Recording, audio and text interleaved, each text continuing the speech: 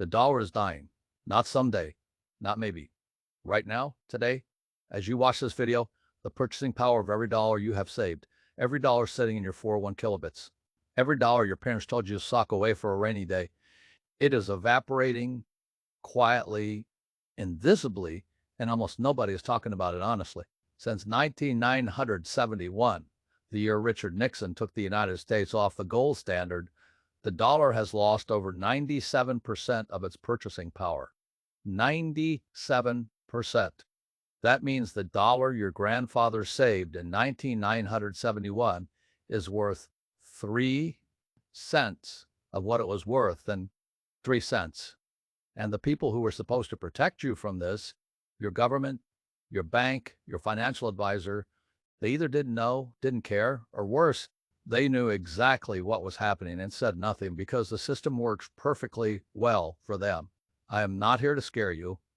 I am here to tell you what my rich dad told me decades ago, the truth that completely changed how I thought about money, assets, and what real wealth actually looks like. And once you hear it, you cannot unhear it. Let me take you back to 1972. I was a 25-year-old Marine officer, freshly back from Vietnam, with almost nothing in my pocket and a lot of questions in my head about money. My poor dad, brilliant man, PhD, one of the most respected educators in Hawaii, he was celebrating that year. He had just gotten a raise. His salary bumped up, and he was proud. He sat at the kitchen table and told me, "Robert, this is how you build security. Steady increases, stay the course." But something was nagging at me because the year before, Nixon had done something that I didn't fully understand yet. He had severed the dollar's connection to gold for decades. Every dollar in circulation was backed by a fixed amount of gold held in reserve. It was a promise. It meant the government could not simply print money out of thin air without limit. When Nixon ended that, what they called the Bretton Woods system, I didn't understand the full weight of it, but my rich dad did. I drove out to see him. His office was still above one of his stores in Honolulu, same as when I was a kid. He was looking at a newspaper. I remember the headline was something about the economy, about the new monetary policy. I asked him what it meant. He put the paper down and said, "Robert, as of yesterday, the dollar is no longer money. It is currency, and currency is just paper. Governments can print paper forever, but they cannot print gold. They cannot print silver. They cannot print land, and they cannot print time." I didn't fully grasp it at 25. I nodded like I understood and drove home. But that conversation planted a seed. And over the next 15 years, through my successes, my catastrophic failures, my period of sleeping in the car with Kim, that seed kept growing. Then came 1987. I had just lost the business, a nylon and Velcro wallet company that had gone from nothing to millions and then collapsed under the weight of my own inexperience and ego. I was humiliated, broke again, and the stock market crashed that October Black Monday. They called it the largest single-day percentage drop in Wall Street history. People were panicking. People were wiped out. People who had their savings in paper assets, stocks, bonds, cash, they watched it disappear in hours. But I remember what Rich Dad said in 1972, the dollar is currency, not money. And currency, by design, always flows toward those who understand it and away from those who simply hold it and hope. I called Rich Dad. He picked up on the second ring. I said, "Rich Dad, people are losing everything. What do I do?" He was quiet for a moment. Then he said, "Robert, this is not a crisis. This is a tutorial. The economy is teaching you the same lesson it always teaches. Paper burns. Real assets don't." That was the day I stopped thinking about how to save money and started thinking about what to convert money into. That distinction, converting dollars into real assets before the dollar converts itself into nothing, is the entire game. And I'm going to walk you through it right now. Here's the lie you were told, and I want to say it plainly so you can see it for what it is. You were told the dollar is safe. You were told that saving in dollars, in a bank account, in a money market fund, in a savings account paying you 2% interest is responsible, prudent, smart behavior. It is none of those things, not anymore. And here is why. When the government needs money, it doesn't raise it the way you or I would by earning it or cutting expenses. It tells the Federal Reserve to create it digitally out of nothing. Since 2008, the United States money supply has expanded at a rate that would have been considered insane just 30 years ago. Between 2020 and 2022 alone, roughly 40% of all dollars that exist were created in a 24-month window. 40%. Think about what that means for the value of the dollars you already hold. When you flood any market with more supply, the price of each unit goes down. Flood the housing market with new houses and home values fall. Flood the oil market with supply and oil prices drop.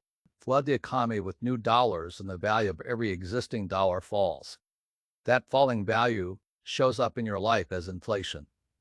Your groceries cost more. Your rent goes up. Your insurance, your car, your utilities, everything costs more. But your salary does not keep pace. Your savings account does not keep pace. And so every year you work the same hours, earn roughly the same income, and you can afford less and less. This is not an accident. This is the design. Governments and banks benefit from mild, steady inflation. It reduces the real cost of their debt over time. It encourages spending over saving. It keeps people on the hamster wheel, working more, borrowing more, spending more, because holding cash is a slow, guaranteed loss. My poor dad trusted the system. He saved dollars. He put his faith in his pension. And when he died, despite a lifetime of working, despite being one of the most educated men I knew, he left behind almost nothing. Not because he was lazy, not because he was foolish, because he played by rules that were quietly changed on him. The rich do not hold dollars. The rich convert dollars. They move them quickly, intelligently into assets that either appreciate with inflation or generate income that rises with it. They use the dollar as a vehicle, not a destination. And that one shift in thinking is the difference between building wealth and watching it erode. My rich dad used to say, savers are losers. And before you turn this off, let me explain exactly what he meant, because it is not what you think. He didn't mean that saving discipline is bad. He didn't mean you should blow all your money on cars and vacations. He meant that saving dollars, specifically, holding the currency itself as your primary wealth strategy, is a losing position in a system designed to devalue that currency over time. He meant that the moment you earn a dollar, your job is to convert it into something real as fast as responsibly possible. So what is real? Rich Dad was very specific about this. He talked about what he called God's money and man's money. Man's money is fiat currency, the dollar, the euro, the yen. Governments create it, governments control it. Governments can inflate it into worthlessness. History is filled with examples. The German Reichsmark in the 1920s, the Zimbabwean dollar in the 2000s, the Venezuelan bolivar right now. Every fiat currency in the history of the world has eventually failed. Every single one. The dollar has simply not finished failing yet. God's money, Rich Dad's term, and I love it, is gold and silver. It has existed as money for over 5,000 years. No government created it. No central bank controls its supply. You cannot print more of it. Gold is gold. An ounce today is the same ounce it was in ancient Rome. The purchasing power of gold has remained remarkably stable across centuries. An ounce of gold in Roman times bought a fine toga and sandals. An ounce of gold today buys a fine suit and good shoes. Same purchasing power, 5,000 years apart. Silver is what Rich Dad called the poor man's gold. More accessible, more industrial, more volatile, but real, tangible, outside the banking system. When the dollar wobbles, silver and gold did not move with it in the same direction. They move against it. They are the hedge, the lifeboat, the thing that holds its value when paper is burning. But real assets go beyond metals. Real estate, specifically income-producing real estate, is another form of God's money. It is physical. It is finite. They are not making more land, and here is the piece that most people miss. Real estate benefits from inflation. When the dollar weakens and the cost of everything rises, rents rise too, your property value rises, the cost of construction rises, which increases the value of existing buildings, Inflation, which destroys the savings of the middle class, actively enriches the real estate investor. Inflation works for you if you own the right assets. It works against you if you hold cash. Then there is Bitcoin. I call it the people's money. I resisted it for years. I'll admit that. I was skeptical, but here is what ultimately convinced me. Bitcoin has a fixed supply, 21 million coins. Ever. No government can change that. No central bank can decide to print more in a world where every major currency is being inflated without limit. Bitcoin is the first digital asset in history with mathematically enforced scarcity. It is not a stock. It is not a company. It is a protocol, a set of rules that cannot be changed without the consensus of the entire network. That is a profound and radical thing. And the younger generation understands this better than almost anyone over 60. Now, I'm not telling you to put everything into Bitcoin. I am not a financial advisor. I don't know your situation, but I am telling you that having zero exposure to any asset that exists outside the control of central banks in a world where central banks are losing credibility faster than ever before, that is a risk too. That is choosing the burning building because it is familiar. The principle is this: convert currency into assets, convert man's money into God's money, convert paper into things that are real, scarce, and outside government control. That is what the rich have always done. That is what my rich dad taught me in 1972. And 40 plus years later, every single day that passes proves him more right. I know what some of you are thinking right now, Robert. This sounds big. This sounds complicated. Where do I even start? Let me give you 3 steps. 3 concrete things, not theory. Step 1, audit what you hold in dollars right now and understand the real cost. Open your bank account, look at your savings balance, look at your 401 kilobits, specifically at how much of it is sitting in money market funds or bonds denominated in dollars. Look at your emergency fund, add it all up. Now ask yourself, what has the purchasing power of that money done in the last 3 years during a period where the official inflation rate ran between 5 and 9% annually? Money sitting in a standard savings account earning 1 to 2% lost real value every single month. You felt richer on paper, you were poor in reality. This is not about panic selling everything. It is about honesty. You cannot fix what you refuse to see. Most people have never sat down and calculated what inflation has actually cost them in real, concrete terms. Do that this week. Take 1 hour, calculate the real purchasing power loss on your cash savings over the last 5 years. When you see that number, and it will be uncomfortable, you will have the motivation you need to act. The first step toward protecting your wealth is seeing clearly what is happening to it. Denial is the most expensive financial habit there is. Step 2, begin converting a percentage of your cash holdings into real assets systematically. I am not saying convert everything at once. I am saying start a practice, a discipline. Each month, take a defined percentage of your income, even if it starts at 5%, even if it starts at 10 and convert it into something real: gold, silver, a fractional share of a real estate investment trust, Bitcoin, a small piece of income producing property. If you have the capital, the rich call this paying yourself first in assets, not in dollars, in assets. Every paycheck you receive, the government takes their share first. Then your bills take their share. Most people say whatever is left, which is often nothing. The wealthy flip this. They convert into real assets first. Bills get paid from what remains. It is a discipline and a declaration. My financial future is more important than my financial convenience today. Start small, stay consistent. The specific vehicle matters less than the habit of converting. Build the muscle, then increase the percentage as your financial education grows. Discipline in converting currency to assets is the foundation of every fortune I have ever seen built. Step 3, get educated about monetary history, because that knowledge is your real protection.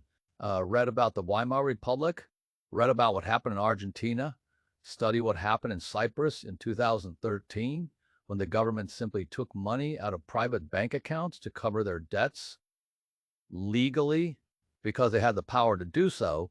These are not ancient events from irrelevant economies. They are blueprints for what happens to every country that spends more than it earns and prints the difference. When you understand monetary history, you stop being surprised by inflation, you stop being blindsided by currency crises, you see them coming because you understand the mechanics. You know that when governments run massive deficits and central banks monetize that debt by creating new currency, inflation is not a maybe, it is math. The financially educated person is not fearless. They are prepared, and preparation is the only moat that matters. Knowledge of monetary history is not optional, it is armor. I want to push on something that is deep in your belief system, something you were taught before you could even question it. The idea that cash is safety. Cash feels safe. It is in your hand. It is in your account. You can see the number. The number doesn't change. If you have $10,000 today and you put it under your mattress and come back in 5 years, there is still $10,000 under that mattress, same number. So it feels safe, but the number is a lie. That $10,000 under the mattress 5 years from now will buy you less than $8,000 buys you today. Assuming modest inflation, the number stays the same. The value decays. Safety is an illusion conjured by a stable number on a screen. My poor dad believed in cash. He believed in his pension, which was a promise to pay him cash in the future. He believed in his savings account. He trusted the institutions because the institutions told him to trust them. And I understand why. When you grow up in a system, it is nearly impossible to see the system from the outside. The fish does not question the water. My rich dad stepped outside the water. He understood that every major financial institution, banks, governments, central banks, has a vested interest in you holding their currency. The moment you convert your dollars into gold, into real estate, into Bitcoin, into any hard asset, you have removed yourself from their system. You are no longer a source of cheap capital for them to lend out at 10 times what they pay you. You are no longer a victim of their inflation. You become, in the most literal sense, financially independent. That is why they never teach this in school. That is why your financial advisor, whose fees depend on you keeping money in the system, never brings it up at your annual review. The system works beautifully for the people who run it. Your job is to decide whether you want to be someone the system runs on or someone who runs alongside it. Stop thinking of cash as an asset. Start thinking of it as a hot potato. Hold it as briefly as possible. Convert it quickly and intelligently into things that are real gold, silver, land, business equity, hard assets with intrinsic value that no government printing press can dilute. The mindset shift is this: cash is not the destination. Cash is the vehicle. You use it to go somewhere, and where you are going, that is what determines whether you end up free or trapped. I want to be straight with you about where we are right now, not to frighten you, to prepare you. The United States national debt has crossed $35 trillion. That number is almost incomprehensible. To pay it down meaningfully, you would need tax revenues that are politically impossible to generate. So what does a government do when it owes more than it can ever realistically repay? Historically, there are two options. Default. Tell creditors the money isn't coming, which destroys your currency anyway. Or inflate, print enough new currency that the debt becomes cheaper to repay in real terms at the cost of destroying the purchasing power of every person holding that currency. Every ordinary person, every saver, every retiree, every worker who spent decades believing that dollars in the bank were safe. We are in the inflation path right now. We have been on it for years, and the pace is accelerating. BRICS nations, Brazil, Russia, India, China, South Africa, and a growing coalition of others are actively building systems to trade outside the dollar. They are developing alternative reserve currencies, alternative payment rails, alternative monetary frameworks. The dollar's status as the world's reserve currency, which has underwritten American purchasing power for 80 years, is being contested in ways it has never been contested before. When, not if, the dollar loses meaningful reserve currency status, the inflation implications for ordinary Americans will be severe. I am not predicting the end of America. I love this country. I served it.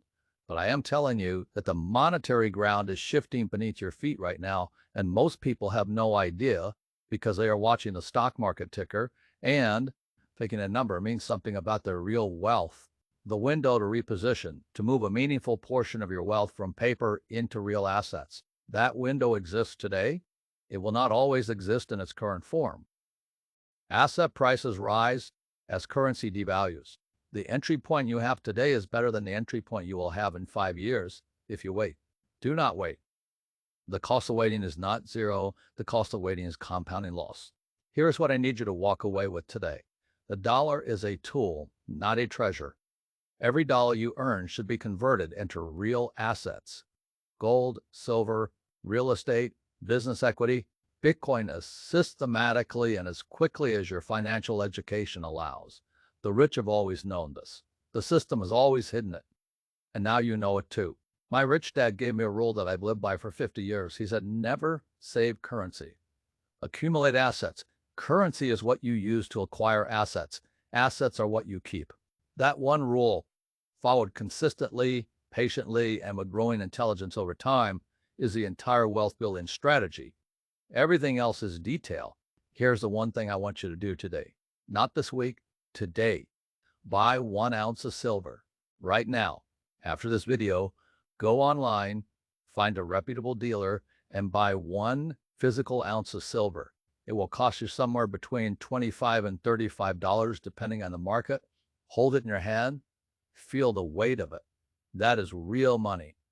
That is 5,000 years of human monetary history in your palm. And that experience, the physical, tactile reality of holding something the government cannot print, will begin to rewire how you think about wealth. As my rich dad always said, it's not how much money you make, it's how much money you keep and in what form you keep it. Start converting. Start today. If this video shifted something in how you see the dollar and what to do with your money, the next video goes deeper. I break down exactly how I use real estate and debt to hedge against inflation while building cash flow at the same time. It is right there. Go watch it.